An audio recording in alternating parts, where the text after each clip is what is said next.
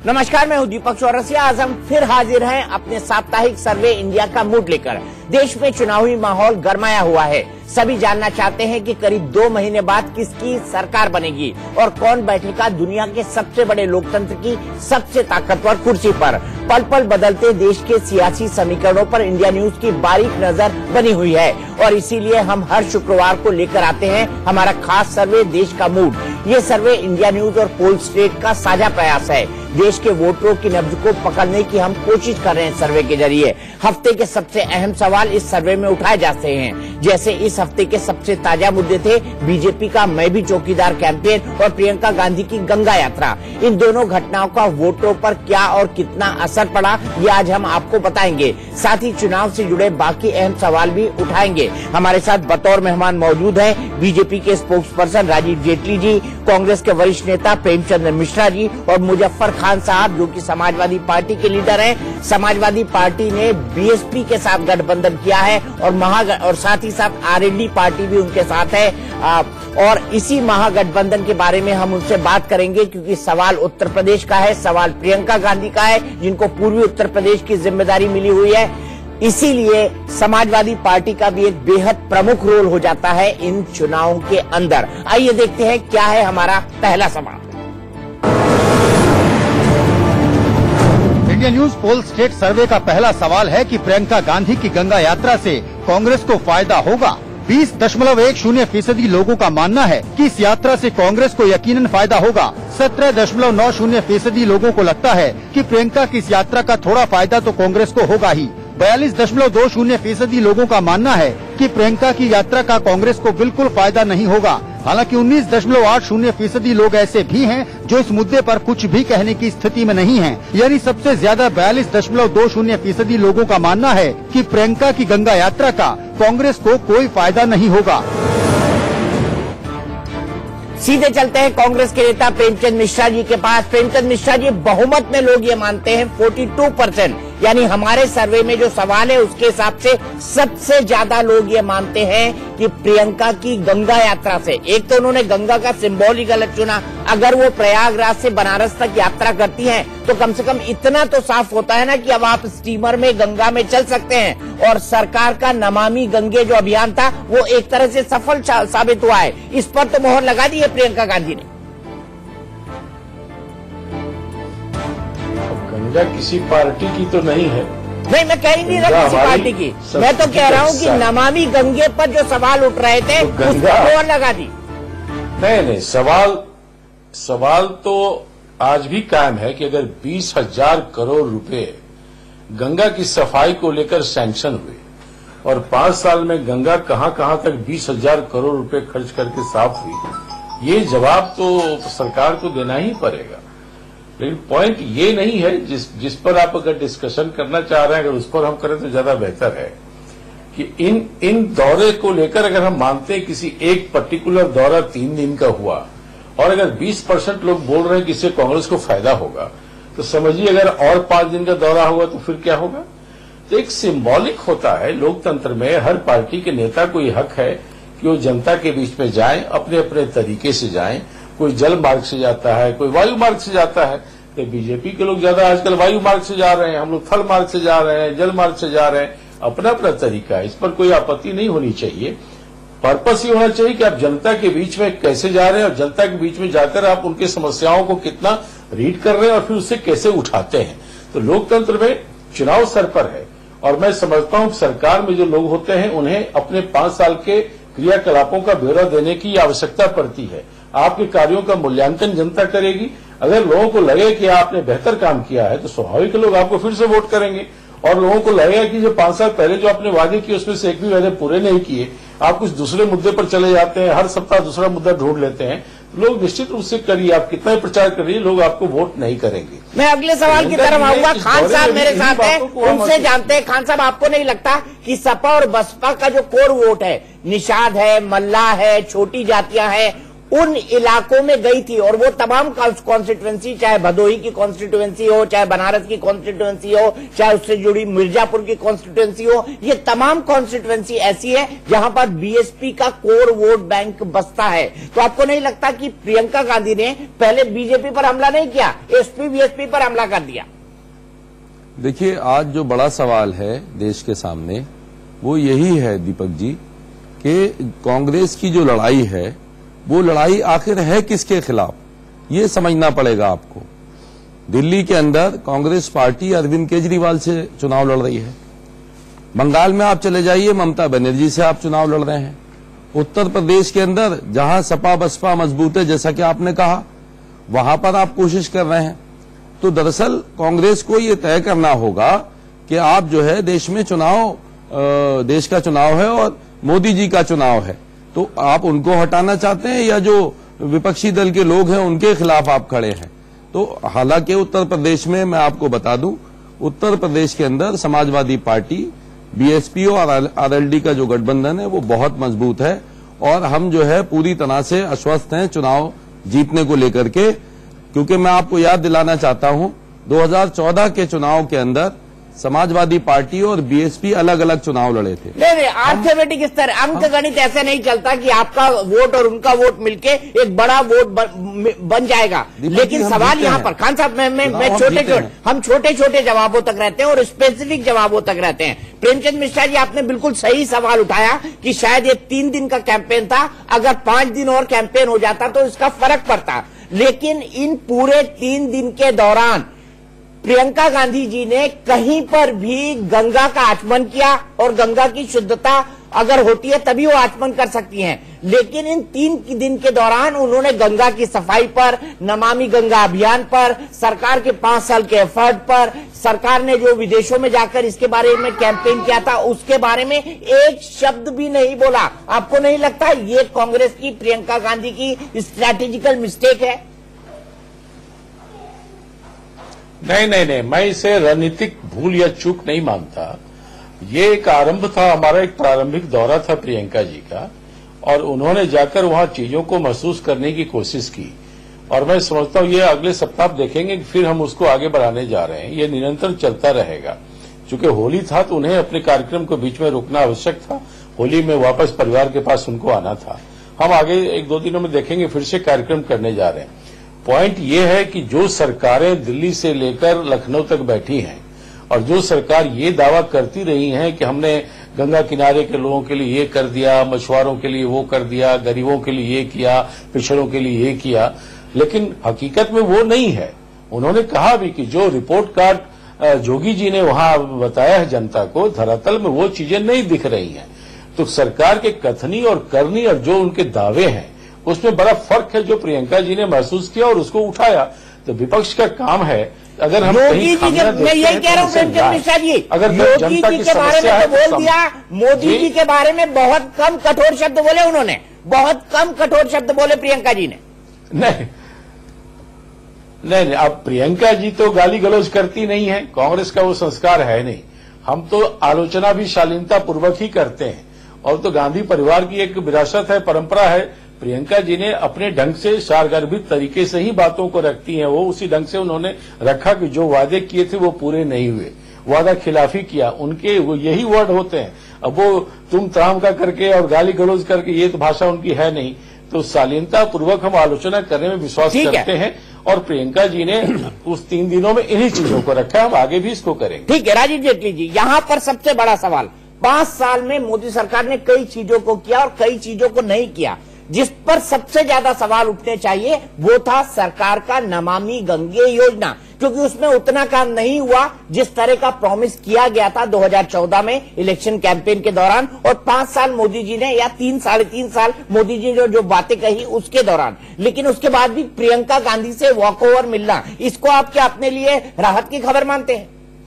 देखिए, लगभग 42.5% आपका सर्वे दिखा रहा है, जिसमें लिखा गया है कि बिल्कुल भी कोई फायदा उनको नहीं मिलने वाला। नहीं, मैं फायदे की बात ही नहीं कर रहा हूं। मेरा तो बड़ा सीधा सवाल है, क्योंकि 42.5% के लोग का जो परसेंटेज है वो लोग देख रहे हैं। मेरा सवाल ये है कि जिस योजना पर सबसे ज्यादा सवाल उठाए जाने थे, जिसमें सबसे कम काम हुआ है, उसी पर प्रियंका ने आपको वॉकओवर दे दिया। आप तो खुश होंगे। प्रियंका जी ने अपना चेहरा देखा गंगा जी में, चेहरा देखने के बाद गंगा जी में उन्होंने गंगा जी का जल उठाया, उन्होंने देखा यही गंगा थी जो मेरे पूर्वज गंदी करके गए थे, जिसके अंदर बदलाव आया और ये गंगा साफ हो गई। मैं कह रहा हूँ नहीं, गंगा साफ हो गई, यही बता रहा हूँ। आप कह रहे हैं गंगा साफ हो गई है, मैं केवल ये बता कैटेगोरिकल आप कह रहे हैं कि गंगा साफ हो गई है। मैंने ये नहीं कहा कि पूरी तरह से साफ हो गई है, मैंने ये कहा कि जिस गंगा जल को उठाकर उन्होंने देखा होगा कि हमारे पूर्वज जिस गंगा को गंदा करके गए थे, उसको देश के प्रधानमंत्री जी ने इस लायक बना दिया है ताकि मैं उसको उठा करके उसको चरणावत फिर बोल रहा हूँ, इस लायक बना दिया है। मैंने कहा आपको फिगर बता सकता हूँ, गंगा में गंगा का पानी आचमन के लायक हरिद्वार से थोड़ा आगे चले जाओ नहीं रहा है। मैंने केवल इतना प्रियंका जी ने किया वो एक दूसरी बात है, लेकिन मैं आपको एक टेक्निकल फैक्ट बता रहा हूँ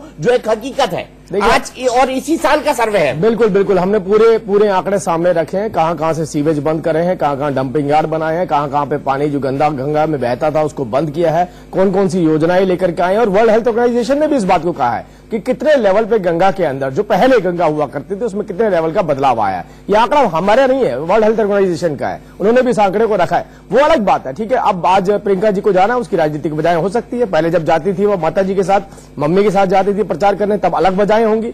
आज उनको जाना पड़ता है क्योंकि उनके पतिदेव फंसे हुए हैं, उनको राजनीति में अगर सक्रिय नहीं होंगी, अपनी पार्टी को मजबूत नहीं करेंगी तो उनके पति के ऊपर बुरे दिन आने वाले।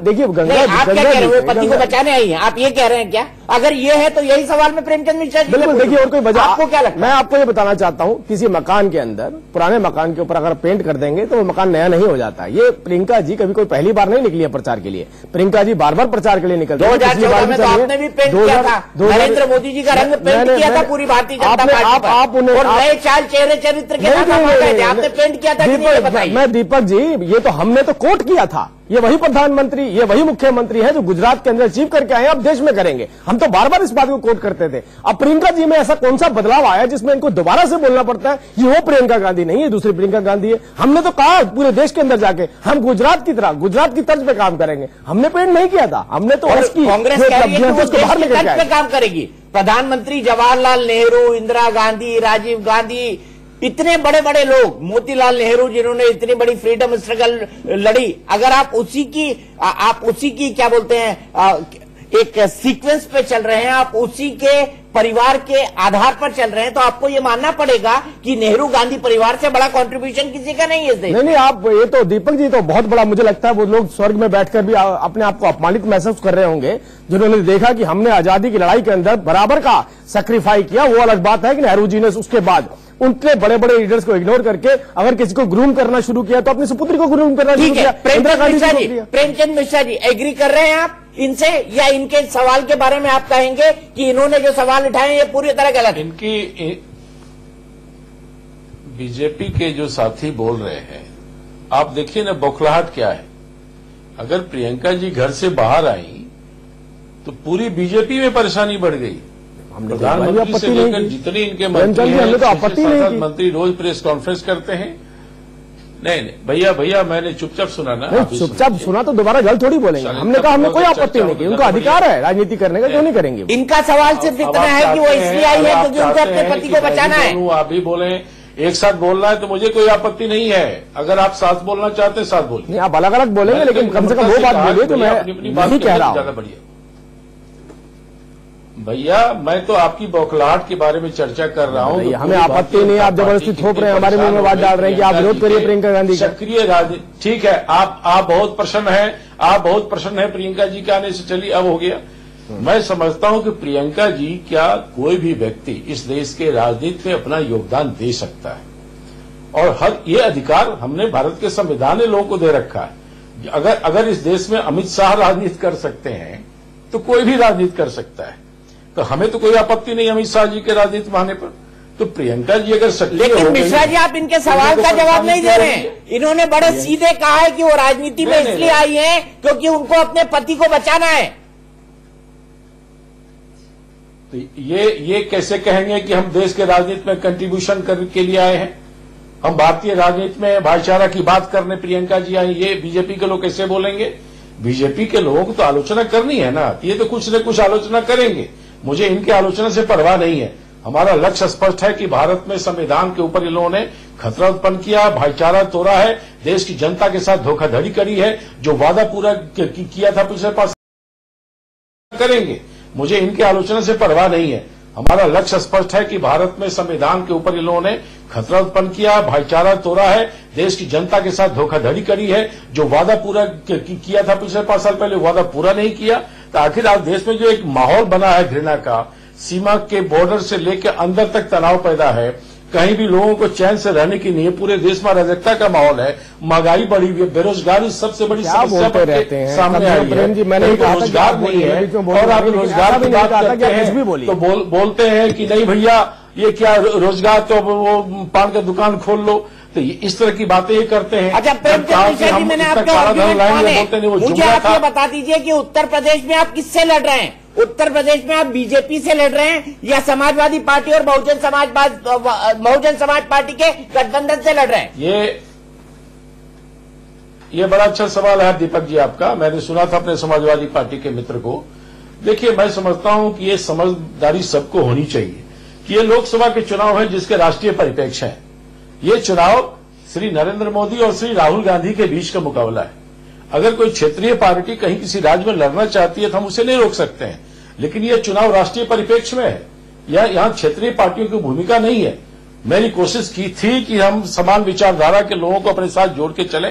कुछ जगहों पर हमें सफलता मिली है, कुछ जगह पर कुछ साथी साथ नहीं आना चाहे तो ठीक है, मैं उनके निर्णय का सम्मान करता हूं। आपसे कैच वर्ड मैंने निकाल लिए हैं।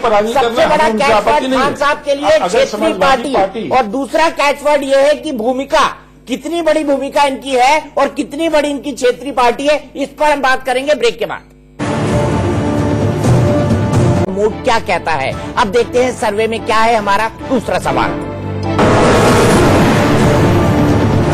इंडिया न्यूज पोल स्टेट सर्वे का दूसरा सवाल है, अगर प्रियंका और राहुल गांधी एक साथ कुंभ गए होते तो क्या इससे कांग्रेस को फायदा होता? 47.10% लोगों का मानना है कि हाँ, शायद ऐसा करने से कांग्रेस को फायदा होता। 36.20% लोगों का मानना है कि ऐसा करने से कांग्रेस को कोई फायदा नहीं होता। उधर 16.70% लोग ऐसे भी हैं जो इस मुद्दे पर कुछ भी कहने की हालत में नहीं हैं। यानी सबसे ज्यादा 47.10% लोगों का मानना है कि ऐसा करने से कांग्रेस को कोई फायदा नहीं होता। उधर 16.70% लोग ऐसे भी हैं जो इस मुद्दे पर कुछ भी कहने की हालत में नहीं हैं। यानी सबसे ज्यादा 47.10% लोगों का मानना है कि अगर राहुल प्रियंका एक साथ कुंभ गए होते तो कांग्रेस को इसका फायदा हुआ होता।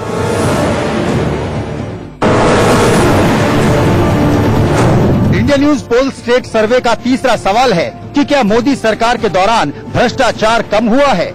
45.60% लोगों का मानना है कि यकीनन इस दौरान भ्रष्टाचार कम हुआ है। 24.40% लोगों का मानना है कि थोड़ा बहुत भ्रष्टाचार ही कम हुआ है। 24.90% लोगों को लगता है कि मोदी सरकार में भ्रष्टाचार बिल्कुल भी कम नहीं हुआ है, जबकि 8.10% लोग इस मुद्दे पर कुछ भी नहीं कह सकते। यानी सबसे ज्यादा 45.60% लोग ये मानते हैं कि मोदी सरकार में भ्रष्टाचार कम हुआ है, और अगर इसमें उनको भी जोड़ लें जो ये मानते हैं कि भ्रष्टाचार थोड़ा तो कम हुआ ही है, तो ये संख्या 80% हो जाती है।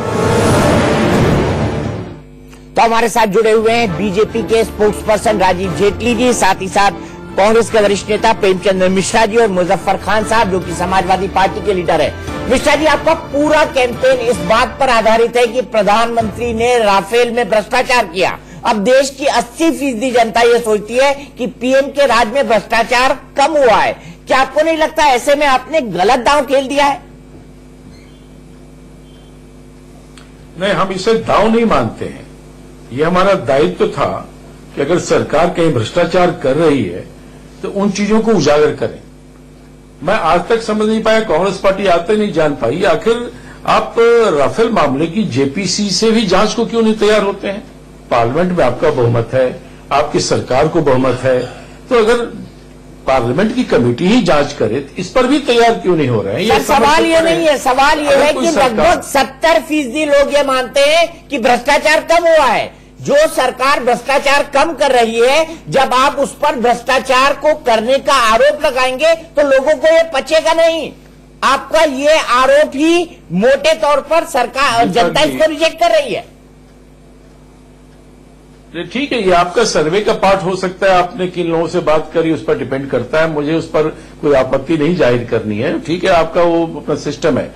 मेरा मानना है कि कांग्रेस पार्टी स्पष्ट रूप से इस बात को मानती है कि मोदी जी के नेतृत्व में जो सरकार है उसमें आज भी हमने डिस्क्लोज किया है कि 1800 करोड़ रुपए इन लोगों ने कैसे बांट दिए, अपने पार्टी के लोगों के बीच में बांट दिया, डायरी में क्या क्या सबका नाम लिखा हुआ है। क्या ये भ्रष्टाचार नहीं है? रमन सिंह के यहाँ छत्तीसगढ़ में क्या था, चावल का घोटाला, क्या भ्रष्टाचार नहीं है? बैंकों से रुपए गायब हो रहे हैं, क्या भ्रष्टाचार नहीं है? जीएसटी से कितनी परेशानी हुई, क्या वो गड़बड़ी अनियमितता भ्रष्टाचार के नए नए रूप शायद जनता नहीं समझ पा रही है। सत्ता पक्ष से लोग भाग के चले गए। नहीं, मैं जनता क्यों नहीं समझ पा रही है? जनता तो करा रही है। अगर जनता समझ पा रही होती, मिश्रा जी बड़े हम्बली सबमिट कर रहा हूँ कि अगर जनता समझ पा रही होती तो 70% ये नहीं मानते कि भ्रष्टाचार कब हुआ। शहरी इलाकों से सर्वे करके चला है, जो ग्रामीण इलाका है लोग बहुत परेशान है, वो वहां महंगाई से लोग परेशान है, भ्रष्टाचार से परेशान है, कहीं पैसा दिए कोई काम होता नहीं है, परेशानी तो लोगों की बढ़ी हुई है। आप कहाँ, आप पता नहीं आप सर्वे किस इलाके में किया है। तो मेरा मानना है आप महंगाई की बात कर रहे हैं, इन्फ्लेशन 5 से भी नीचे है, ऑल टाइम लो 5 से भी नीचे है। ये मैं इन आंकड़ों में नहीं जाना चाहता, ये आंकड़े ये सरकारी आंकड़ेबाजों की है, अपने से बनाते हैं। अभी मैंने देखा 120 अर्थशास्त्रियों का एक बयान आया था कि भैया ये क्या क्या आंकड़े देते हैं, मैं उनसे सहमत नहीं हूं। देश के बड़े 120 अर्थशास्त्रियों ने बताया था। तो ये तमाम चीजें हैं कि लोग अब धीरे धीरे चीजें लोगों तक पहुंच रही हैं कि क्या हमको परोस के दिखाया जाता है और वास्तविकता क्या है। मैं समझता हूँ यह 5 साल मोदी सरकार के कार्यों का मैं जवाब ले लेता हूँ राजीव जी से, जवाब ले लेता हूँ मिश्रा जी, जवाब ले लेता हूँ। राजीव जी, क्या आप जो परोस रहे हैं वो गलत है? वैसे मिश्रा जी मैं आपको बता दूं, मेरे सहयोगी प्रोड्यूसर ऊपर से बोल रहे हैं कि पाकिस्तान में जो मिर्च है वो 400 रुपए किलो है, टमाटर 180 रुपए किलो, भारत के व्यापार के प्रतिबंध के कारण। और कहीं ऐसा तो नहीं कि आप पाकिस्तान के रेट से इंडिया के रेट कंपेयर कर रहे हैं? राजीव जी, मैं केवल इतना बोलना चाहता हूं कि अगर हम अपनी तुलना 5 second Deepak ji, 5 second, 5 second, अगर हम भारत अपने देश की तुलना हम क्या पाकिस्तान से करें? ये हमारे लिए गौरव की बात है क्या? हम अमेरिका से तुलना कर सकते हैं, जापान से कर सकते हैं, चाइना से कर सकते हैं, पाकिस्तान से कहीं ना कहीं आज कर रहे थे अपने बयानों में। राजीव जी, अरे छोड़िए सैम जी को, सैम पे हो गया बहुत बोल लिया कि मोदी जी ने क्या कहा और क्या किया, उस पर बात करना चाहिए। हाँ सॉरी, प्रेम जी बहुत बोलिए। मैं केवल दीपक जी आपको इतनी बात बताना, ऐसे बहाना नहीं लेना चाहिए। हाँ, मैं केवल इतनी बात बताना चाहता हूं कि भ्रष्टाचार की अगर सबसे बड़ी पिक्चर देखनी है तो सबसे बड़ी पिक्चर ये थी कि 8 करोड़ लोग ऐसे थे, बेचारे उनमें तो कुछ थे ही नहीं, कुछ बड़े हुए लोग थे, कुछ ऐसे थे जो गलत लोग थे, जिनसे हमने 1,10,000 करोड़ रुपया बचाया। अब वो 8 करोड़ लोग जो बेचारे मरे हुए थे, उनसे भी आपका राजनीतिक सर्वाइवल होता था। ये भ्रष्टाचार का सबसे बड़ा रूप था जिसको हमने खत्म किया। आप टैक्स को ज्यादा कलेक्ट किया तो इनको भ्रष्टाचार लगता है, टैक्स कम कलेक्ट करेंगे, उसको छुपाएंगे, छुपाने के बाद फिर भ्रष्टाचार में कंसीडर होंगे, फिर बेल पे बाहर रहेंगे। ये कहते हैं वो एक अच्छा तरीका है जिसको आपने मेंटेन करना चाहिए, जो हम पहले से करते हुए आ रहे हैं। वो भ्रष्टाचार भी हमने खत्म किया है। आज पूरे देश के अंदर हर व्यक्ति एक ही गाना गा रहा है, और वो गाना क्या गा रहा है? प्रेम जी मेरे पीछे पीछे गाइएगा आप। वो गाना ये गा रहा है कि देश ये मेरा चमन, ये देश ये मेरा चमन, ये मेरा घर, ये देश ये मेरा वतन, ये मेरा घर मेरा चमन, सबका विकास चाहता हूं और चाहता हूं बस अमन। वो एक अकेला चल पड़ा, वो एक अकेला चल पड़ा, मैं उसकी ही कतार हूं। हाँ, मैं भी चौकीदार हूं, ये भी चौकीदार हैं। अगर कोई चोर था तो चोर केवल वो था जिसने इस देश का पैसा खाया था। मैं पत्रकार हूं, चोर केवल वो था, चोर केवल वो था। नहीं, और खान साहब चौकीदार है। खान साहब आप चौकीदार? मैं दीपक जी का बोलना चाहता हूं, आपसे संसाधन कोई माँ बाप ऐसा नहीं है जो अपने बच्चों को चौकीदार बनाना चाहेगा। देश का कोई एक सिंगल माँ बाप ऐसा बता दीजिए, माता पिता, जो अपने बच्चों को पढ़ा लिखा करके चौकीदार बनाएगा। हाँ, थानेदार तो बनाना चाहेगा। सबसे बड़ी बात मैं आपको ये देखिए, आप मजाक कर रहे हैं देश के साथ। प्रधानमंत्री जी 25 लाख चौकीदारों से बात करते हैं, मगर उनके हाल नहीं जानते हैं। उनके बच्चे आज भी शिक्षा से वंचित हैं, वो अपने बच्चों को पढ़ा लिखा नहीं पा रहे हैं। आप अगर कुछ करना ही था, चलिए देश का भला नहीं कर पाए, इतना तो कर देते कि जिस चौकीदार का कैंपेन आप चला रहे हैं, उन चौकीदारों की हालत सुधार देते थोड़ी सी। उनको जो ये बात तो बनती है राजीव जी, चौकीदार शब्द को आपने अपना लिया, चौकीदारों की हालत में सुधारो, इसके लिए कोई काम नहीं किया। खान साहब का जवाब देता हूं, उनके पास रहने के लिए घर नहीं है, खान साहब का जवाब, अपने बच्चों को नहीं पढ़ा पा रहे हैं। जवाब दीजिए राजीव जी, जवाब दीजिए। खान साहब अगर डंडा लेके कंधे पे खड़े हुए होते चौकीदार बन के, तो इनकी पार्टी के नेता माइनिंग घोटाला न कर पाते। मैं इसलिए कह रहा हूं चौकीदार, उस टाइम आप खड़े नहीं रहे। नहीं, इसकी बात मत करिए। आप ये बताइए कि चौकीदार के लिए चौकीदार के आपने 5 साल में क्या किया, मुझे सिर्फ इसका जवाब दीजिए राजीव त्यागी जी। चौकीदार के आर्थिक उत्थान के लिए, चौकीदार के सामाजिक उत्थान के लिए आपने क्या किया 5 साल के अंदर, क्या किया? जिस चौकीदार शब्द का भरपूर राजनीतिक इस्तेमाल आप कर रहे हैं, किस कारण से कर रहे हैं उसमें मैं नहीं जाना चाहता। देखिए, हम तो एक ही कारण से कर रहे हैं कि इस देश के अंदर जो भी पैसा, जो भी संसाधन थे वो हमारे थे। हमारे संसाधनों का मतलब थोड़ी है कि अब प्रेम मिश्रा जी यहाँ बैठे हैं, इनकी पार्टी के मुखिया हैं, तो कहें मैं तो 5,000 करोड़ ले जाऊंगा, मैं अपना टैक्स भी जमा कर नहीं करवाऊंगा, और टैक्स जमा करवाने का जब नोटिस मुझे हाईकोर्ट से आएगा तो उसको मैं चैलेंज करूंगा, और जब वो चैलेंज करेंगे तो वो किसका हक मारेंगे? वो खान साहब का हक मारेंगे, वो आपका हक मारेंगे, वो मिश्रा जी का भी हक मार रहे हैं। चौकीदार पे बड़ी बात करी, हक मार रहे थे तो किसी को तो चौकीदार बन के खड़ा होना चाहिए था। ठीक है, इस चौकीदार का इंटरप्रिटेशन आप कर रहे हैं, और मैं भी चौकीदार कैंपेन का कितना फायदा हुआ है 9 बजे हम आएंगे इस पर। 9 बजे हमारा पूरा डिस्कशन इसी पर है, क्योंकि मैं भी चौकीदार कैंपेन पर हमने एक स्पेशल पोल कराया है, खास पोल कराया है। लेकिन अब देख लेते हैं कि इंडिया न्यूज और पोल स्टेट के सर्वे में आज हमारा चौथा और 5वां सवाल क्या है। इंडिया न्यूज पोल स्टेट सर्वे का चौथा सवाल है कि वोटरों के लिए इस बार चुनावी मुद्दा क्या है। 7.70% वोटरों के मुताबिक इस बार का चुनावी मुद्दा हिंदुत्व है। 5.30% लोग इस चुनाव में काले धन को मुद्दा मानते हैं। 33.30% लोग भ्रष्टाचार मुक्त भारत को चुनावी मुद्दा मानते हैं। 1.10% लोगों के लिए असहिष्णुता चुनावी मुद्दा है। 34.70% लोगों के लिए आर्थिक विकास चुनावी मुद्दा है। 11.70% लोग इस मुद्दे पर कुछ भी कहने की हालत में नहीं हैं, जबकि 6.20% लोगों का मानना है कि इनमें से कोई भी इस बार का चुनावी मुद्दा नहीं है। यानी सबसे ज्यादा 34.70% लोगों के मुताबिक इस बार आर्थिक विकास ही सबसे बड़ा चुनावी मुद्दा है।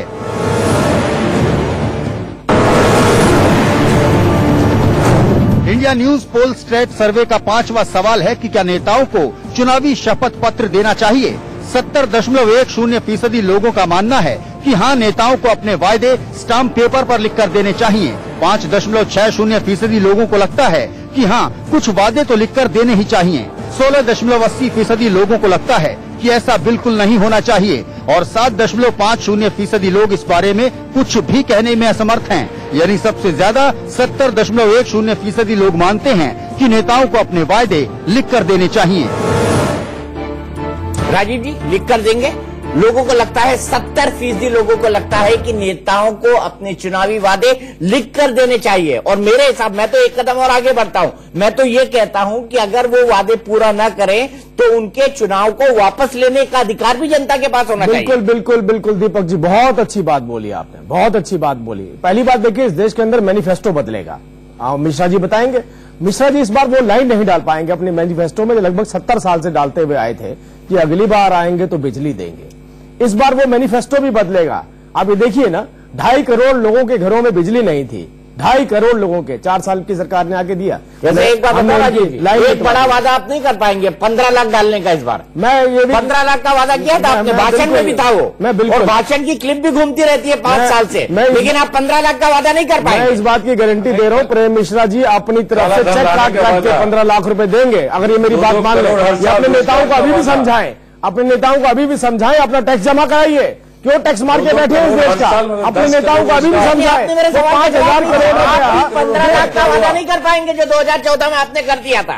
आपने किया था ना 15 लाख का वादा, 15 लाख अकाउंट में आएंगे। मैंने आपसे कहा 15 लाख का मैं छोटा सा एग्जाम्पल आपको देना चाहता हूं। 15 लाख की बात कर रहा हूं मैं, कि आप ये देखिए, इस देश के अंदर घर लेना तो स्वप्न होता था लोगों के लिए। घर लेना 25 लाख घर बनाए आज तक टोटल इन्होंने, मिश्रा जी बताएंगे। और इस सरकार ने मात्र 4 सालों के अंदर आकर 1.5 करोड़ घर बना करके दिखा दिए गरीब लोगों के लिए, और आज घर दे रहे हैं। स्वप्न था। 15 लाख रुपए क्या होते हैं जिस व्यक्ति को घर मिल रहा हो? नहीं तो घर के रूप में क्या होता था? घर के रूप में बड़े बड़े बंगले, वो भी मिश्रा जी और मिश्रा जी की पार्टी के बड़े बड़े नेताओं के। बात यहाँ पर केवल इतनी आ रही है, मैं केवल ये बोलना चाहता हूँ कि देखिए महंगाई हमने कम करी, बिजली हमने दिया, मैनिफेस्टो सुनिए मिश्रा जी मैनिफेस्टो उठा लीजिए, लाइन मारते जाइएगा नीचे नीचे। अब मैंने प्रश्न ये उठाया था क्या नेताओं को लिख कर देना चाहिए, मैं उसका जवाब दे रहा हूँ। अरे सुनिए आपके भी काम की चीज है, वही तो पूछ रहा हूँ, आपके काम की चीज है, आपके पन्ने खत्म हो रहे हैं, मैनिफेस्टो में ज्यादा छपाई नहीं होगी आपकी, 7-8 पन्ने खत्म हो जाएंगे उसमें। मैं केवल ये बोलना चाहता हूँ, लाइन डाल दीजिए। बिजली की लाइन हट गई, बिजली की लाइन हट गई, किसानों को दी जाने वाली सुविधाएं जिसे 5-6 हजार रुपए कहा जाता था कि हम आएंगे तो देंगे, लाइन हट गई, हटी की नहीं हटी ये बताइए। कांग्रेस सत्ता में रही है ना, उसका नतीजा है कि हमने देश में प्रगति और विकास लाया, और इसलिए जनता बार बार हमको चुनती रही। अरे आपको मिश्रा जी मैनिफेस्टो कैसे बनाएंगे अगर मेरी बात नहीं सुनेंगे तो? झूठे वादे करते अरे मैनिफेस्टो कैसे बनाएंगे मेरे भाई, सुन लीजिए, बार बार तो आपके बीच में एक बार भी नहीं बोला था, बार बार कांग्रेस इसलिए आई है जनता को सुनने दीजिए। आपके मैनिफेस्टो में कितनी लाइनें हट गई है भारतीय जनता पार्टी की वजह से, चुन के भेज रही है, आपको कभी शर्म नहीं आई? इस देश की जनता ने दोबारा ये कहते हैं इसे। अच्छा एक मिनट हम थोड़ा सा पॉज ले लेते हैं, मैं खान साहब के बाद चला जाता हूँ। चलो तीसरी पार्टी को बॉलिंग के लिए ओवर दे देते हैं। होता है ना ऐसा झगड़ा कि कौन बॉलिंग करेगा, तो बॉलिंग करने के लिए तीसरा आदमी कैप्टन ले लेता है। मैंने तीसरे आदमी को मौका दिया। खान साहब मुझे बताइए कि इस पूरी कैंपेन के अंदर भ्रष्टाचार को सबसे बड़ा चुनावी मुद्दा मानते हैं, भ्रष्टाचार और आर्थिक विकास को, दोनों चीजों के अंदर समाजवादी पार्टी और बहुजन समाज पार्टी का ट्रैक रिकॉर्ड बहुत अच्छा नहीं रहा है। कैसे लोग आपको वोट देंगे? देखिए, भ्रष्टाचार की बात पर मोदी सरकार आई थी कि बहुत हुआ भ्रष्टाचार, ऊपर भी आरोप लग रहे हैं खनन घोटाला। देखिए अभी खनन घोटाले की बात कर रहे थे हमारे भाजपा के साथ। मैं चौकीदार देखिए हमारे देश के अंदर जहां बीजेपी की सरकार है, दीपक भाई आपने देखा होगा कि वहां अवैध खनन हो रहा था और उसमें 17 मजदूर फंस गए थे और सबकी लाशें निकली। ये बीजेपी की सरकार थी। उत्तर प्रदेश की बीजेपी की सरकार में गायत्री प्रजापति ने ओपनली अवैध खनन नहीं कराया। मैं तो नाम ले रहा हूं, वो जेल में है दूसरे मामले के चलते। क्या गायत्री प्रजापति ने ओपनली अवैध खनन उत्तर प्रदेश में नहीं करवाया? समाजवादी पार्टी ने कुछ किया होता, इन्होंने तो प्रजापति क्या दूसरी पार्टी के थे, जुपिटर से आए थे, गायत्री प्रजापति के जुपिटर से आए थे। मुझे इसका जवाब दीजिए। गायत्री प्रजापति जी की ही बात कर रहा हूं मैं कि अगर हम लोग दागदार होते तो आज वो उनपे तमाम मामले लगा दिए गए होते। ये तो ढूंढ के छांट करके छानबीन में लगे हैं रात दिन जब से योगी जी की सरकार आई है।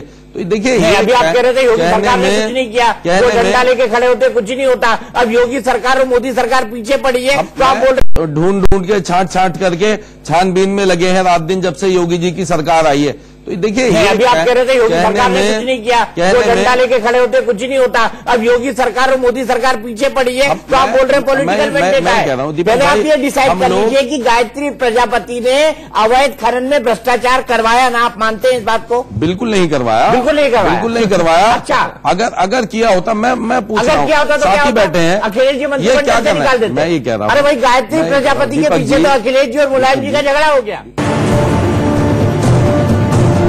फीसदी लोगों का कहना है कि हाँ, चुनावी वादों पर शपथ पत्र देना चाहिए। इसी पर हमारे साथ बहस करने के लिए कई सारे खास मेहमान जुड़े हुए हैं। हम 5 और सवालों की बात करेंगे और मैं भी चौकीदार हूं कैंपेन की भी बात करेंगे कि उसका कितना असर जनता में हुआ है। इसी पर बात करने के लिए मेरे साथ हैं बीजेपी के प्रवक्ता राजीव जेटली जी, मुजफ्फर खान साहब समाजवादी पार्टी के प्रवक्ता, अभय दुबे साहब कांग्रेस के नेशनल प्रवक्ता, और मेरे साथ बीडी नकवी जी भी जुड़ेंगे जो कि एक रिटायर्ड जज है और बीएसपी के सपोर्टर है। आइए सबसे पहले देख लेते हैं कि चौकीदार कैंपेन पर पूरा देश क्या सोचता है। इंडिया न्यूज पोल स्टैट सर्वे का छठा सवाल है कि मैं भी चौकीदार कैंपेन से आप कितना जुड़ाव महसूस करते हैं। 35.30% लोगों का कहना है कि वो इस कैंपेन से खुद को बहुत ज्यादा जुड़ा हुआ महसूस करते हैं। 18.90% लोगों का मानना है कि वो इस कैंपेन से खुद को थोड़ा बहुत जुड़ा हुआ महसूस करते हैं। 34% लोग ऐसे भी हैं जो खुद को इस कैंपेन से बिल्कुल जुड़ा हुआ महसूस नहीं करते और 11.80% लोग ऐसे हैं जो इस मुद्दे पर कोई राय नहीं रखते। अब अगर इस कैंपेन से खुद को बहुत ज्यादा और थोड़ा बहुत जुड़ा हुआ महसूस करने वाले लोगों को जोड़ दें तो 54% लोग खुद को इस कैंपेन से जुड़ा हुआ महसूस करते हैं। तो 54% लोग प्रत्यक्ष या अप्रत्यक्ष तौर पर अपने आप को इस कैंपेन से जुड़ा हुआ महसूस करते हैं। सीधे चलते हैं अभय दुबे जी के पास। अभय जी, हमने ये बात की कि क्या भ्रष्टाचार इस सरकार में कम हुआ है, लोगों का मानना है कम हुआ है। इस कैंपेन की अगर बात की तो आपने चौकीदार चोर है का नारा दिया है और उस पर ज्यादातर लोग ये मानते हैं कि इस कैंपेन से वो जुड़ा हुआ महसूस करते हैं और जो एक पूरी कम्युनिटी को आपने चोर बना दिया है, चौकीदारों को चोर बना दिया है, वो पूरी तरह से गलत है। ऐसे में आपका राफेल पर भ्रष्टाचार वाला आरोप प्रधानमंत्री पर तो चस्पा ही नहीं होता।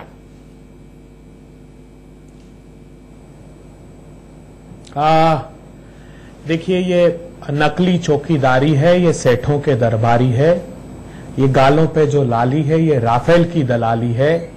लूट मची है देश में चौकीदार के भेष में, सारा देश कोना कोना ये कह रहा है।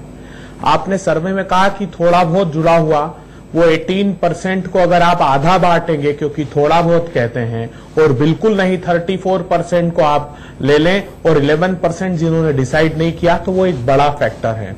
ये तो प्रायोजित एक प्रचार भारतीय जनता पार्टी का है, क्योंकि देश के कोने कोने में आप जाकर कह दीजिए चौकीदार, स्वतः ही लोग कहने लगते थे चोर है। दीपक जी, विश्वास मानिए, मैंने माना ये आपका चुनावी नारा है, लेकिन एक व्यवसाय को आप पूरी तरह से चोर कैसे करार दे सकते हैं अभय दुबे जी? किसी भी मानक पर खरा नहीं उतरता। ये देखिए, इसलिए खरा उतरता है दीपक जी कि उठाकर देख लीजिए व्यवस्था को शीर्ष से पोर पोर तक। आज ही एक बड़े प्रोमिनेंट अखबार ने अपनी स्टोरी की है जिसमें 1800 करोड़ रुपए की रिश्वत पकड़ी गई शीर्षस्थ नेताओं के नाम की। दूसरी बड़ी बात, राफेल का अगर आप देखें, हमने कहा, मुझे एक बात बताइए अभय दुबे जी, आप नाम लीजिए, आप येदियुरप्पा जी का नाम लीजिए, अनंत कुमार जी जो दिवंगत हो गए उनका नाम लीजिए। मुझे आप ये बताइए, आपकी वहां पर सरकार है, अगर ये रिश्वत और ये डीलिंग वहां पर हुई है तो आप सीधे उसको एसीबी में देते, येदियुरप्पा को गिरफ्तार करते, उससे जुड़े हुए लोगों को गिरफ्तार करते, उस पर आपको प्रेस कॉन्फ्रेंस करने की क्या जरूरत थी? यानी आपके पास जो मैटर है वो कच्चा है। अगर मैटर पक्का होता तो आप येदियुरप्पा जी को इस वक्त सलाखों के पीछे खींच के रखते ना। सुनिए, वो जो है, वो जो सरकार भारतीय जनता पार्टी की केंद्र की चौकीदारों की है, उसकी कस्टडी में दस्तावेज है इनकम टैक्स के पास। जो आप मांगिए ना, बात कर रहे हैं, जो केस का खुलासा हुआ था, उसमें एसीबी जांच कर रही है, एफआईआर, एक मिनट सुनिए, उसमें एफआईआर कर, सुनिए ना, एफआईआर हुई है और टेप सामने आए। दूसरा बात बड़ी राफेल की, ये सुप्रीम कोर्ट के नाम पर बात करिए ना, जो मुद्दा आपने अभी उठाया है, राफेल पर हम आ जाते हैं। मुझे ये बताइए, कर्नाटक में आपकी सरकार है, अगर कर्नाटक के पूर्व मुख्यमंत्री भ्रष्टाचार कर रहे हैं तो उनको सीखचों के पीछे डालने का आपका कर्तव्य है। आप पास द बक कैसे कर सकते हैं? आप गेंद को पास कैसे कर सकते हैं, ये बताइए। देखिए, जो पुराने केसेस हैं उसमें सीखचों के पीछे जाने की तैयारी, अदालत से बेल पर हैं, एफआईआर हो चुकी है। ये दस्तावेज करिए अभय जी, छापा है कि 2017 के टैक्स के जी, आज के केस की बात कर रहा हूं। 1800 करोड़ रुपए, जिस मैगजीन में जिक्र है कि राजनाथ सिंह जी, अरुण जेटली, मुरली मनोहर जोशी, आडवाणी जी, येदियुरप्पा ने मुख्यमंत्री बनने के लिए पैसे दिए, आज की स्टोरी है, उसके दस्तावेज इनकम टैक्स के पास है। वो तथाकथित भारतीय जनता पार्टी के चौकीदारों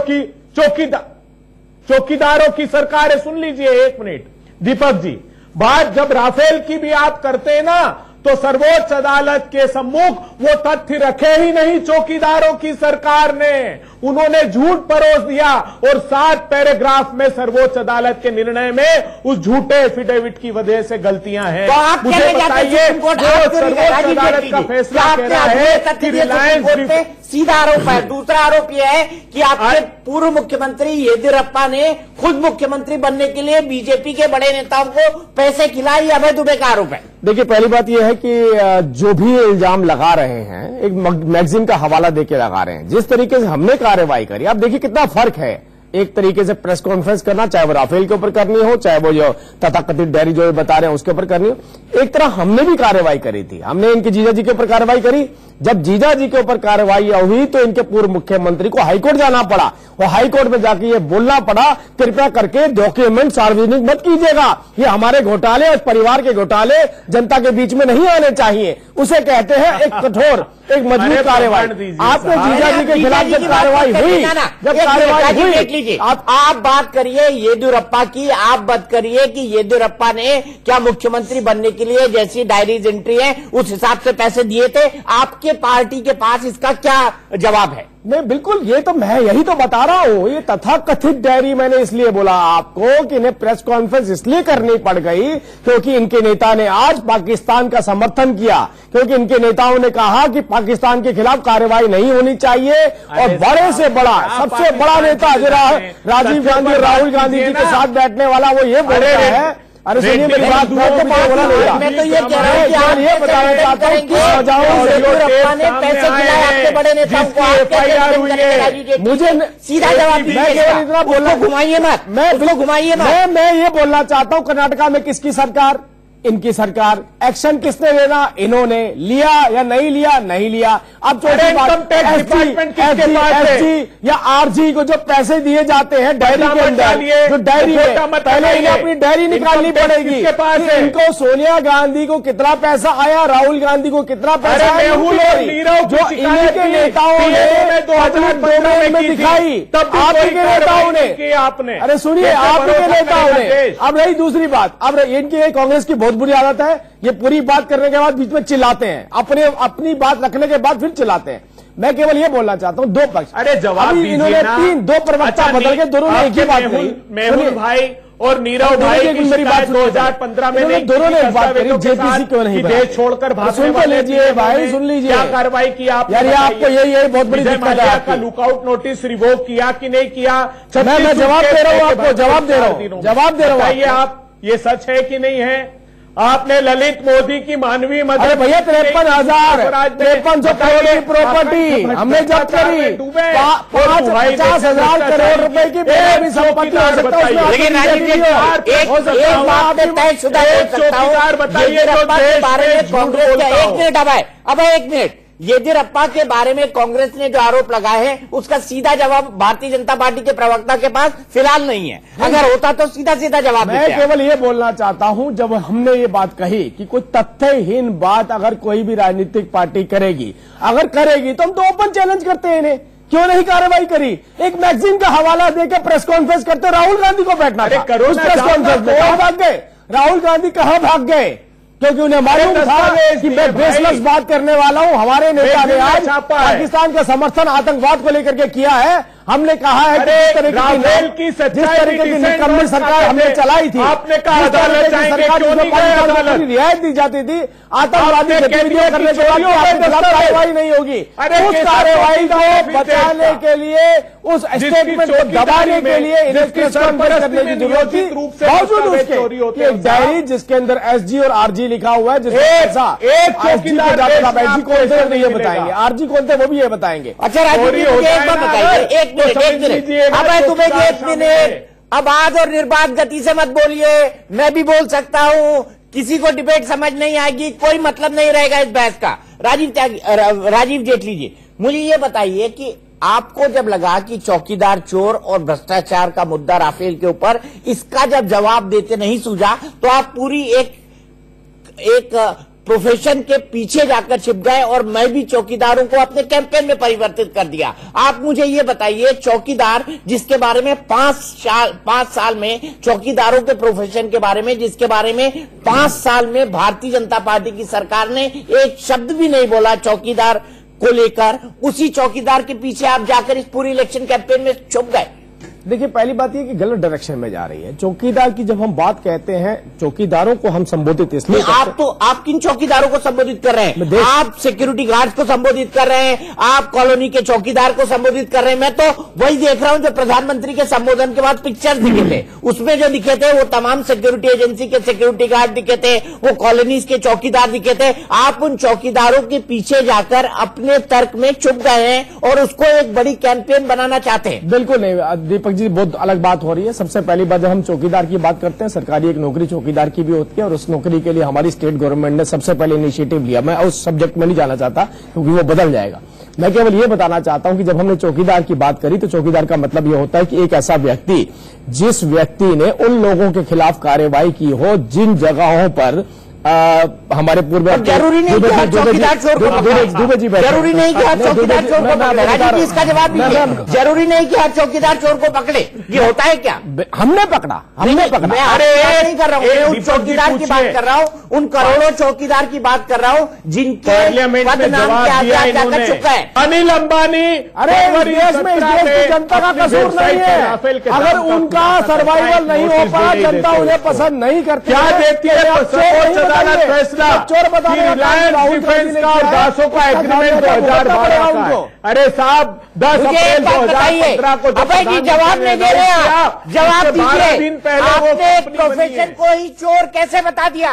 अभय जी इसका जवाब। अरे कल को आप कहेंगे कि व्यापारी चोर है, कल को आप कहेंगे कि पनवाड़ी चोर है, आप किस किस को चोर बताएंगे? अब तो जातियों को भी चोर बता रहे हैं। जिस जाति के व्यक्ति चोर होते हैं, ये बोल रहे हैं राहुल गांधी। ये कहा हमने, भारतीय जनता पार्टी ने कहा हम चौकीदार, तो हमने चोरी खुलेआम सिलसिलेवार पकड़ी गई है। आज तो डायरी का खुलासा हुआ है, राफेल का खुलासा हुआ है। राहुल गांधी नारे क्या लगवाते हैं, मैं निकलवा के सुनवा सकता हूं।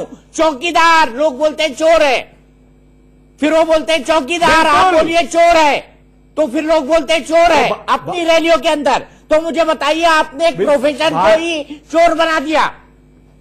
देखिए 10 सेकंड दीजिए, मैंने एक चौकीदार से बात की, गंभीरता से बता रहा हूं। अरे राहुल गांधी की बात बताइए। आपने बताया होगा कि आप कांग्रेस पार्टी के स्पोक्स पर्सन है। एक मिनट, आपने बताया, मैंने बताया कि स्पोक्स पर्सन बोल रहा हूं। मैंने कहा कि बता, तेरी बैंक से कोई पैसे लूटकर भाग सकता है? उन्होंने कहा जान दे दूंगा साहब।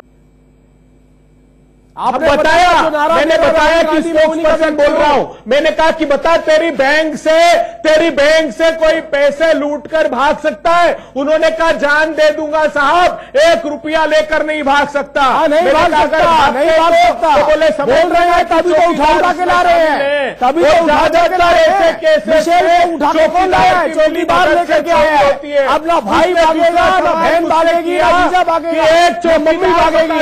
चौकीदार बैठा है, हिसाब बराबर करके दिखाएगा। कई सारे सुरक्षा कर्मी मिले हो जो पूरे समय विदेश की यात्रा करता हो, उसने व्याख्या की। अच्छा अभय दुबे जी, अभय तमाम मैं एक शब्द बोलना चाहता हूँ, आगे आप क्या बोलेंगे फिल इन द ब्लैंक्स कर दीजिएगा।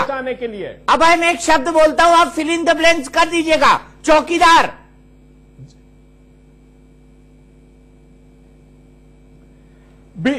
बीजेपी के चोर हैं। नहीं, ये गलत बात है, गलत बात है। आपके नेता ये नारा नहीं लगवाते। आपके नेता का नारा मैं सुनवाता हूं ब्रेक के बाद। निकलवाइए चौकीदार चोर है का नारा।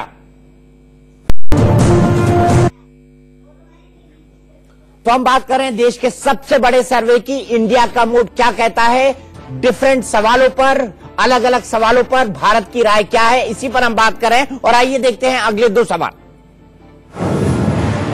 इंडिया न्यूज पोलस्टैट सर्वे का 7वां सवाल है, इनमें से कौन हिंदुत्व के लिए सबसे अच्छा है? 69.60% लोगों का मानना है कि मोदी हिंदुत्व के लिए सबसे बेहतर हैं। 9.30% लोग राहुल गांधी को हिंदुत्व के लिए सबसे बेहतर मानते हैं। 1.20% लोग प्रियंका गांधी को हिंदुत्व के लिए अच्छा मानते हैं। 1.20% लोगों का मानना है कि हिंदुत्व के लिए सबसे बेहतर हैं। 9.30% लोग राहुल गांधी को हिंदुत्व के लिए सबसे बेहतर मानते हैं। 1.20% लोग प्रियंका गांधी को हिंदुत्व के लिए अच्छा मानते हैं। 1.20% लोगों का मानना है कि हिंदुत्व के लिए ममता बनर्जी सबसे बेहतरीन नाम है। हैरतअंगेज तरीके से मायावती को कोई भी हिंदुत्व के लिए अच्छा नहीं मानता। अरविंद केजरीवाल को 3.30% लोग हिंदुत्व के लिए अच्छा मानते हैं। 3.30% लोगों का कहना है कि इनमें से कोई भी विकल्प ठीक नहीं है और 12.10% लोग इस मुद्दे पर कोई राय नहीं रखते। यानी सबसे ज्यादा 69.60% लोगों का मानना है कि मोदी हिंदुत्व के लिए सबसे बेहतर हैं। इंडिया न्यूज पोलस्टैट सर्वे का 8वां सवाल है कि भारत की राजनीति के लिए क्या ज्यादा अच्छा है। 12.30% लोग मानते हैं कि मजबूत राष्ट्रीय पार्टी भारतीय राजनीति के लिए अच्छी है। 6.30% लोग मजबूत क्षेत्रीय पार्टियों को देश की राजनीति के लिए अच्छा मानते हैं। 29.10% लोग मानते हैं कि देश की राजनीति के लिए सबसे अच्छा है कि सीधे पीएम का चुनाव हो। 36.40% लोग एक राष्ट्र एक चुनाव को देश की राजनीति के लिए अच्छा मानते हैं। 15.90% लोग ऐसे भी हैं जो इस मुद्दे पर कोई राय नहीं रखते, यानी सबसे ज्यादा 36.40% लोग ये मानते हैं कि देश की राजनीति के लिए सबसे अच्छा ये है कि एक राष्ट्र एक चुनाव कराया जाए। तो सवाल हम यहां पर ये उठाएंगे, एक राष्ट्र एक चुनाव होने चाहिए या नहीं। लेकिन ये भी हम आपको बता दें कि हम राहुल गांधी का वो नारा, वो साउंड बाइट निकलवाने की कोशिश कर रहे हैं जिसमें वो चौकीदार चोर है के नारे लगवाते हैं। वो कतई नहीं बोलते कि बीजेपी का चोर है या एसपी का चोर है या एक्स पार्टी का चोर है या वाई पार्टी का चोर है। अब ऐसे उसके बारे में बात करेंगे। लेकिन अब भाई आपको क्या लगता है, ये जो थॉट है, हम एक इंटेलेक्चुअल लेवल पर बात कर रहे हैं, लेकिन आपकी पार्टी का इस पर क्या राय है? क्या एक राष्ट्र एक चुनाव होना चाहिए तमाम चुनाव के खर्चों से बचने के लिए, या इस पर भी आपको बीजेपी की कोई डिजाइन नजर आती है?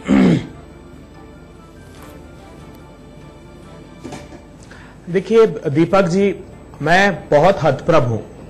बड़ी अपेक्षाएं थी। लगातार देश के प्रधानमंत्री जी ने, भारतीय जनता पार्टी ने देश को इस बात को लेकर गुमराह किया। वो पार्लियामेंट में हो, पार्लियामेंट के बाहर हो, लॉ कमीशन का मेमोरेंडम देख लीजिए तो अमित शाह साहब ने न जाने कहां कहां के स्वीडन का उदाहरण दिया, इटली का उदाहरण दिया, अब कि कैसे one nation one election possible है। हम अपेक्षा कर रहे थे कि प्रधानमंत्री जी जब ये अनाउंसमेंट करते तो कम से कम महाराष्ट्र के, झारखंड का और हरियाणा का चुनाव तो साथ में अनाउंस कर देते, ताकि आपकी जो मंशा है उस पर प्रश्न चिन्ह नहीं लगता। आपका इरादा नेक नहीं था, आप चाहते ही नहीं थे, नहीं तो लेकर आते कानून पार्लियामेंट में। हमने तो कहा था कि आप लाइए अमेंडमेंट, डिबेट कराइए और करिए इस प्रक्रिया को प्रारंभ, मगर इनकी मंशा ही नहीं थी। सिर्फ आप देख लीजिए, जितने आप शुरू से लेकर 5 सालों तक देख लीजिए, जिन विषयों को इन्होंने फ्लोट किया, इन्होंने राम जन्मभूमि को खूब भुनाया मगर उस पर कोई बात नहीं कहा। उन्होंने कहा अयोध्या तो झांकी है, मथुरा काशी बाकी है। आर्टिकल 370 को उठाकर देख लीजिए, आर्टिकल 35A को उठाकर देख लीजिए। अरे अभय जी, इतने सारे मुद्दों की आप बात कर रहे हैं, आप कर देते, आप तो सबसे लंबे समय शासन में थे, आप कर देते, आप तो सबसे लंबे समय शासन में थे, इन पर क्यों आरोप लगा रहे हैं? देखिए हम दीपक जी एक उदाहरण दे दीजिए जो कांग्रेस पार्टी ने देश को कमिट किया हो और उस वादे से मुकर गए हो। एक उदाहरण मैं चुनौती देता हूं भारतीय जनता पार्टी को, एक चुनौती देता हूं। हमने जो कहा सो किया, राम हमारी आस्था के प्रतीक है, मगर सर्वोच्च चुनौती देता हूं। आप मुझे एक भी ऐसी बात बता दीजिए 70 साल का मैनिफेस्टो उठा के जो आपने वायदा आज तक पूरा कराओ, एक भी। मैं मुद्दे केवल बुनियादी सुविधाओं की बात करता हूं, बिजली, पानी, सड़क, ये 3 चीजें ऐसी होती हैं। किसी की एक विषय बताइए, अरे 10 करोड़ आदिवासियों को चुनौती देता हूं। 4 साल की सरकार और मैं आपको 60 साल की सरकार के साथ कंपैरिजन करने के लिए बच्चों को मैं इसीलिए आपको बोल रहा था, सुनिए 80 करोड़ चुनौती स्वीकार भी करता हूं, चुनौती देता भी हूं आपको। किसानों को इतना बता दीजिए, क्या 60 सालों में हमसे ज्यादा कमी बना पाए? नहीं, हमने 4 सालों में बना के दिखाई। आपकी क्या 60 सालों में इतने घर बना पाए? नहीं, हमने 4 सालों में बना के दिखाए। क्या 7 सालों में बना पाए? नहीं, हमने 4 सालों में बना करके दिखाई। क्या 4 सालों में गरीब व्यक्ति को उसका हक दिलवा पाए ताकि अपना इलाज करा सके? नहीं, 5 लाख रुपए दिए, हमारी 4 सालों की सरकार ने दिए। 6,000 रुपए जो बार बार आप डेटा से लेकर जॉब के डेटा तक भी हमारी सरकार ने आगे दिए। चुनौती देता हूँ। अरे एक दूसरे पर मत बोलिए, एक दूसरे पर मत बोलिए, एक दूसरे पर मत बोलिए। देखिए कई सारे ज्वलंत मुद्दे हैं, आप दोनों की राय की जरूरत है। मैं सिर्फ इतना जानना चाहता हूँ, राजीव जी आपने कई सारे मुद्दे उठाए, अब राजीव जी का जवाब दे दीजिए। एक दूसरे पर बोलने से काम नहीं चलता। इन्होंने बताया कि 4 साल में इन्होंने क्या कर दिया जो आपने 70 साल में नहीं करा। मैं रिपीट नहीं करता इनकी बातों को। देखिए 4 साल में, मैं पहले 10 सेकंड में बताता हूं 4 साल में क्या हुआ। ये क्लेम करते हैं मुद्रा मैं केवल 4 मुद्दे उठा रहा हूं। मैं 4 मुद्दे इसलिए उठा रहा हूं, आम जन से जुड़े हुए मुद्दे हैं। 90 केवल 4 इसमें मत बोलिए, सुन लीजिए, उसका जवाब दे दो। सुनिए तो सही, टेलीविजन पे आ रही है, न्यूज चैनल दे रही है, बात है, सुनिए आपसे जहाज रखना सुनने का, अरे है हैसियत तो सुनिए। हाँ, मैं जनता की, ये हैसियत जनता की दिखाइए आप। मेरी हैसियत तो है सुनने की, आप जनता को ऊपर उंगली मत उठाइए। वो जवाब मांग दिया आपसे। 96% लोगों को 50,000 रुपए से कम शिशु कैटेगरी के लोन दिए हैं और एवरेज निकलता है 23,040 रुपए। एक पकोड़े का ठेला नहीं आता। बहुत अच्छी उज्ज्वला योजना एवरेज के हिसाब से उज्ज्वला योजना के पार्लियामेंट में जवाब दिया है। एवरेज के हिसाब से एवरेज नहीं होते, एवरेज 4 सिलेंडर हैं। Pinaki Mishra committee urban development की रिपोर्ट वो ये कहती है कि प्रधानमंत्री के जो ड्रीम प्रोजेक्ट की बात नहीं करी, मैंने कहा था 4 बुनियादी सुविधाएं जो आपका जो प्रोजेक्ट है मैनिफेस्टो का हिस्सा बनाते आ रहे हैं, एक भी बता दीजिए। खुली चुनौती आपको, मैं खुली चुनौती देता हूँ, चुप करके बैठता हूँ। एक भी बिजली पानी सड़क, बिजली पानी सड़क बहुत बुनियादी जरूरत होती है। सबसे बता दीजिए 7 सालों के साथ 4 साल हिंदुस्तान की आपने 65 के बाद सबसे कम बजटरी प्रोविजन किया। आप दोनों गोल गोल घुमा रहे हैं। मैं एक बड़ा सीधा सवाल पूछता हूँ, मेरे पास बड़ा दिलचस्प सवाल मेरे प्रोफेसर ने मुझे बताया, मैं वो पूछता हूं। एक मिनट। अब एक बड़ा दिलचस्प सवाल है, मुझे बताइए, आपने इतना सब कुछ 4 साल में किया, इतना अच्छा जी, कुछ गलत नहीं किया, तो फिर ये मध्य प्रदेश, छत्तीसगढ़, राजस्थान कैसे हार गया? मैं केवल, हाँ, मैं ये बहुत अच्छी बात आपने पूछी, बताइए ना। ठीक है, हमारी 15 साल की सरकार, बावजूद उसके हमारा वोट परसेंटेज वहां पर ज्यादा रहा। ठीक है, हमारी हारे क्यों ये बताइए। मैं आपसे बता रहा हूँ, वोट परसेंटेज की बात नहीं कर रहा हूँ, कौन सीट जीता, कौन सीट हारा, इससे फर्क पड़ता है। बिल्कुल, देखिए आप ये बताइए क्या रहा, क्यों हारे? मैं आपको बताना चाहता हूँ, हम हारे ज्यादा लोगों ने हमें पसंद भी हार गए दीपक, बावजूद और हम हारे। फूलपुर, गोरखपुर, ये बोल रहे थे कि बाई इलेक्शन के बारे में, ये भी आप हारे थे। हाँ, बिल्कुल मैंने मना नहीं करा, क्योंकि हम लगातार जीतते हुए आ रहे थे, हर चुनाव जीते हम।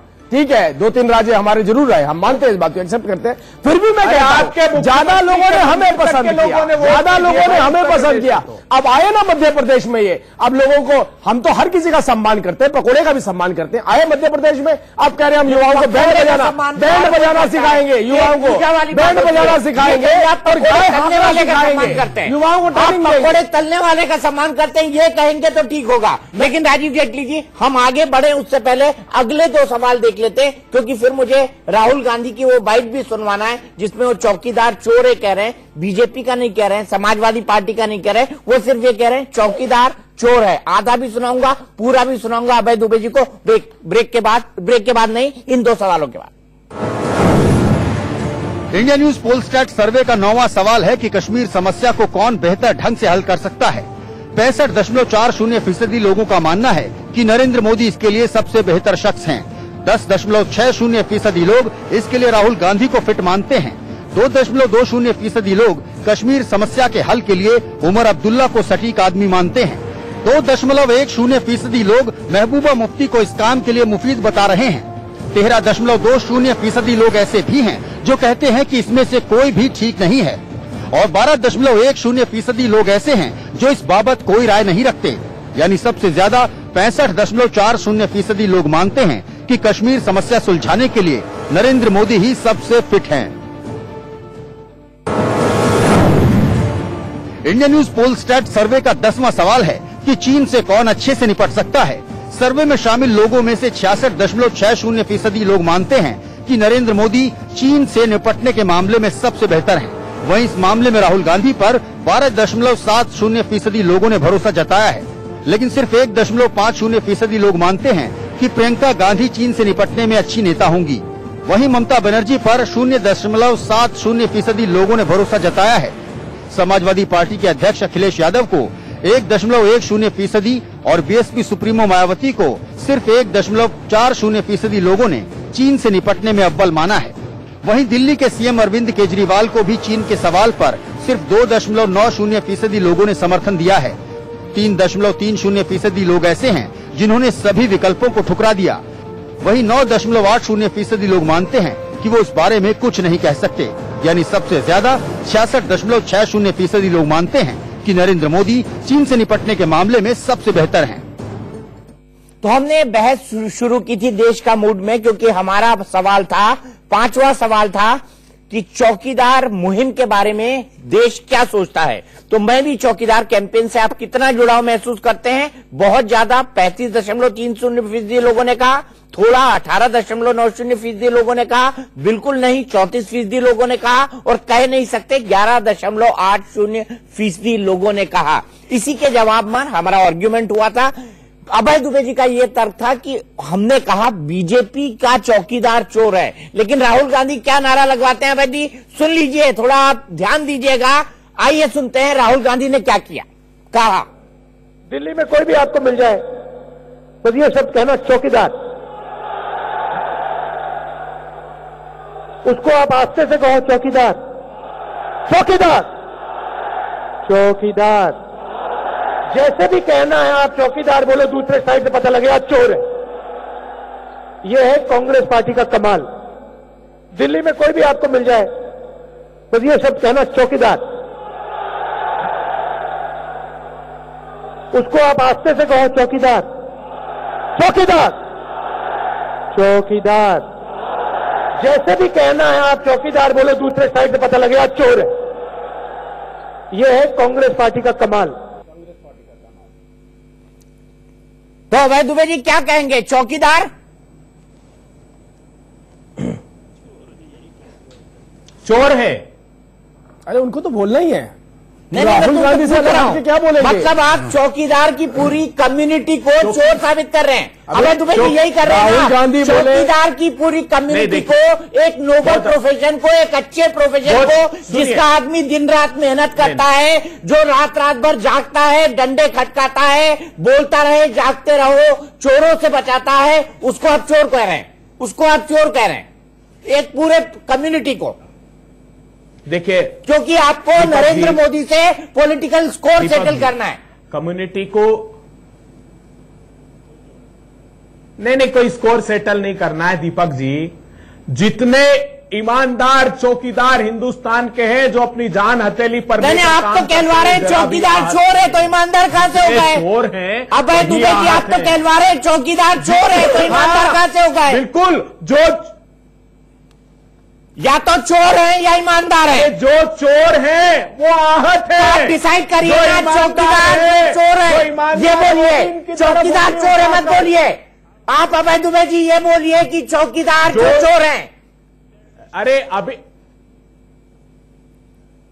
राहुल गांधी नारा बदला है। आप बोलिए, जैसे राहुल गांधी बोल रहे, राहुल गांधी बेल पर है। बाद बहुत सारे बोलता हूँ, राहुल गांधी मेरे पीछे बेल पर है, और राहुल गांधी की मम्मी जी बेल पर है, और बेल पर है कि नहीं है ये बताइए। आप राहुल गांधी जी को बोलिए, नारा क्यों नहीं लगाते? अपने लिए बोले, राहुल गांधी बेल पर है। अरे भ्रष्टाचार, मेरे सवाल का जवाब नहीं दे रहे आप, मेरे सवाल का जवाब नहीं दे रहे आप। मैं ये कह रहा हूं कि चौकीदार, आप जानते हैं तुम्हारी कुचेष्टा को। आप इसमें इफ्स एंड बट्स लगाइए और आप ये कहिए चौकीदार जो चोर है, या तो नारा बदलिए, या ये मत कहिए चौकीदार चोर है।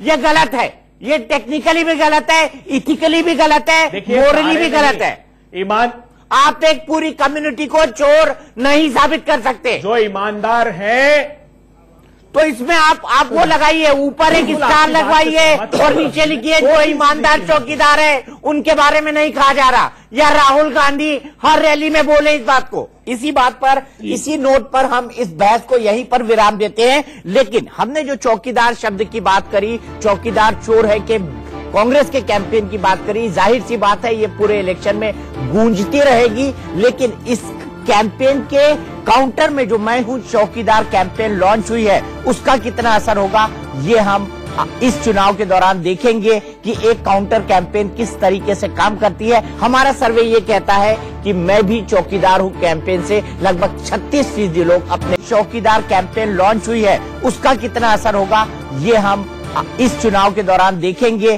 कि एक काउंटर कैंपेन किस तरीके से काम करती है। हमारा सर्वे ये कहता है कि मैं भी चौकीदार हूं कैंपेन से लगभग 36% लोग अपने आप को जुड़ा हुआ महसूस करते हैं। हमारी इस खास पेशकश देश का मूड यानी इंडिया का मूड में आज के लिए इतना ही।